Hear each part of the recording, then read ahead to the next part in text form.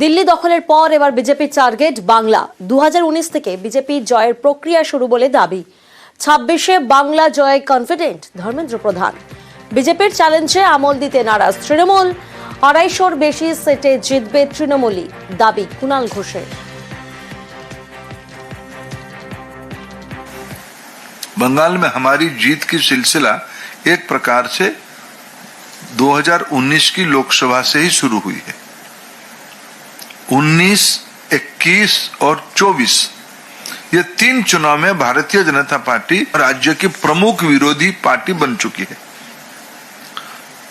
38 से 40% वोट की स्ट्रेंथ के साथ आज हम यहां हैं और 5%। हमें पूरा भरोसा है बंगाल भी परिवर्तन की राह में जाएगा और हम यहां भी आने वाले 26 में भारतीय जनता पार्टी यहां सरकार बनाएगी, हम सरकार बनाएंगे। বিজেপির উচ্ছ্বাসের কোনো কারণ নেই। ন্যাড়া একবারই বেলতলায় যায়, এই ন্যাড়ারা দেখছি বারবার বেলতলায় আসে।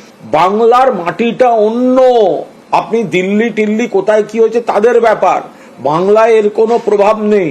বাংলায় উন্নয়ন, ঐক্য, সম্প্রীতি, সংহতি, বাংলার নিজস্ব সংস্কৃতিকে অব্যাহত রাখা। তো এই কথাগুলো ধর্মেন্দ্র প্রধান বা বিজেপি নেতারা 21 সালেও বলেছেন, 23 সালেও বলেছেন, 24 সালেও বলেছেন, বলেই যাচ্ছেন। ফাটা রেকর্ড, বাজছে বাজছে বাজছে। 26-এও দেখবেন 250-র বেশি সিট নিয়ে, 250-র বেশি বিধায়ক নিয়ে মমতা বন্দ্যোপাধ্যায় চতুর্থবারের জন্য মুখ্যমন্ত্রী হিসেবে বাংলার শপথ নেবেন। বাংলার মাটিকে অন্য জায়গার সঙ্গে গোলাবেন না।